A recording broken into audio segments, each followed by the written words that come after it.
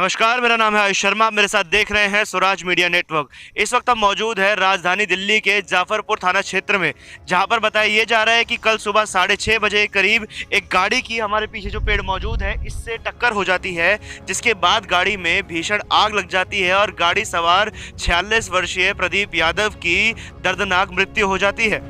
ये करीब सुबह 6:30 बजे का ये हादसा बताया जा रहा है, क्योंकि उस वक्त यहाँ पर बहुत ज़्यादा कोहरा होता है और कल जैसे कि यहाँ पे बौछार भी हो रही थी, तो उसकी वजह से विजिबिलिटी बहुत ज़्यादा कम थी और कोई भी राहगीर उस वक्त इस सड़क पर मौजूद नहीं था। 6:30 बजे की घटना बताई जा रही है, जब वो व्यक्ति अपने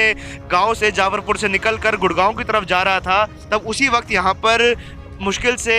15 या 20 मिनट का रास्ता होगा, जब उसकी गाड़ी यहाँ पर से जा रही थी और इस पेड़ से उसकी टक्कर हो गई। आप यहाँ पर देख पाएंगे कि टायर के निशान है, ये टायर भी इधर जल चुका है पूरा, एक टायर का टुकड़ा उधर पड़ा है, एक इधर है, और यहाँ पर ब्रेक मारने के भी निशान है, आप पीछे देख पा रहे हैं, जिससे ये पता चलता है कि उसने ब्रेक लगाने की कोशिश की थी, परंतु वो ब्रेक नहीं लग पाई या ब्रेक लगने में देरी हो गई, जिसकी वजह से उसकी गाड़ी पीछे मौजूद इस पेड़ से जा टकराई और वो इसमें इतनी भीषण आग लगी कि आप देख पा रहे हैं कि पेड़ भी पूरा जल चुका है, ऊपर तक के पत्ते भी जल गए हैं। इतनी भीषण आग थी उस गाड़ी के अंदर, और जो व्यक्ति अंदर मौजूद था उसकी भी दर्दनाक मृत्यु हो गई। हालांकि ये पता नहीं चल पाया है कि वो गाड़ी से बाहर क्यों नहीं निकल पा रहे थे, क्या गाड़ी अंदर से लॉक हो गई थी या फिर उनके सर पर लग चुकी थी या किसी भी कारण से वो बेहोश हो गए थे, तो वो गाड़ी से नहीं निकल पाए, जिसकी वजह से वह जिंदा जल गए और उनकी मृत्यु हो गई। हालांकि कारण क्या है ये तो अभी तक स्पष्ट नहीं हो पाया है, परंतु जैसा कि आप पीछे देख पा रहे हैं कि बहुत ही भीषण यहाँ पर आग लगी थी, ये चीज स्पष्ट होती है, क्योंकि यहाँ पर वो जो नीचे घास भी मौजूद थी पूरी बुरी तरीके से जल चुकी है। जैसा कि जाफरपुर थाना की पुलिस द्वारा बताया गया कि सुबह 6:30 बजे के करीब ये हादसा हुआ था, परंतु उस वक्त यहाँ पर कोई भी राहगीर मौजूद नहीं था, तो किसी को भी सूचना नहीं मिल पाई और ना ही कोई उनकी मदद कर सका। तकरीबन 8:15 बजे के करीब पुलिस को सूचना मिली और पुलिस ने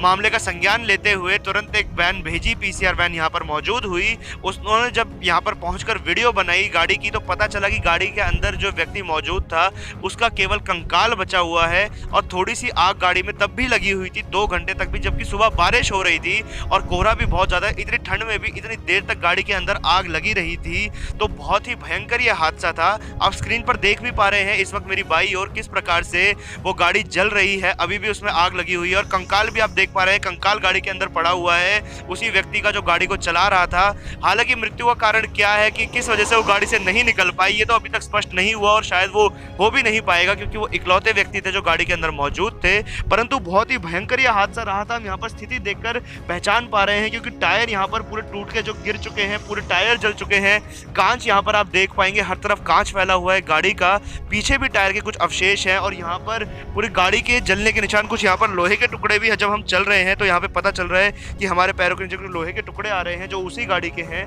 सब कुछ यहाँ पर राख हो चुका है। आप पूरा देखेंगे पेड़ भी पूरा काला पड़ गया, यहाँ पर भी पूरी राख गिरी हुई है, सफ़ेद रंग की, काले रंग की। बहुत ही भयंकर ये हादसा यहाँ पर हुआ था। स्वराज मीडिया की टीम भी आप सब लोगों से गुजारिश करती है कि जैसे कि दिल्ली में आजकल कोहरा आए दिन बढ़ता जा रहा है और उसकी वजह से विजिबिलिटी भी बहुत कम हो रही है, तो कृपया अपनी गाड़ियों की रफ्तार आप सभी लोग धीमी रखें या इतनी रखें कि आप ब्रेक लगा पाए, गाड़ी को संभाल पाएँ, क्योंकि जाहिर सी बात है कि इन्होंने भी ब्रेक लगाने की कोशिश की होगी, परंतु वो ब्रेक नहीं लग पाई या ब्रेक नहीं लगी, जिसकी वजह से उनकी गाड़ी इस पेड़ से जाकर टकरा गई और उनकी गाड़ी में जिंदा जलकर दर्दनाक मृत्यु हो गई।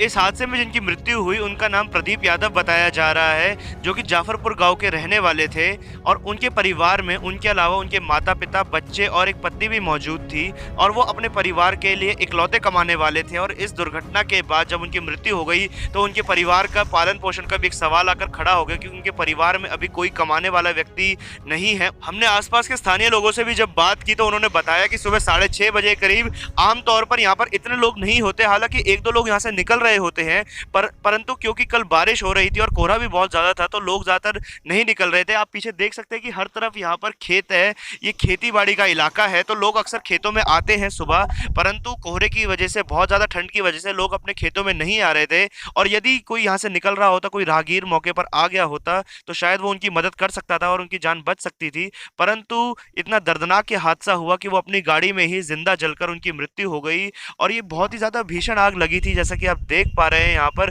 हर चीज आसपास काली पड़ चुकी है, जो नीचे घास भी उगी हुई थी वो भी काली हो गई है। दिल्ली में आए दिन हम देखते हैं कि इस प्रकार के हादसे बढ़ते जा रहे हैं, जो सड़क दुर्घटना में लोगों की मृत्यु हो रही है। हालांकि ये दुर्घटना थोड़ी अलग थी, क्योंकि यहाँ पर किसी से उनकी टक्कर नहीं हुई, कोई रोड रेज नहीं था और उनकी गाड़ी एक खाली रोड पर पेड़ से आकर टकरा गई। इस घटना के बारे में आपका क्या कहना है, ये आप हमें कमेंट बॉक्स के माध्यम से जरूर बताएं। हमारे चैनल स्वराज मीडिया नेटवर्क को सब्सक्राइब करना ना भूलें। कैमरामैन ज्ञानेंद्र के साथ मैं आयुष शर्मा।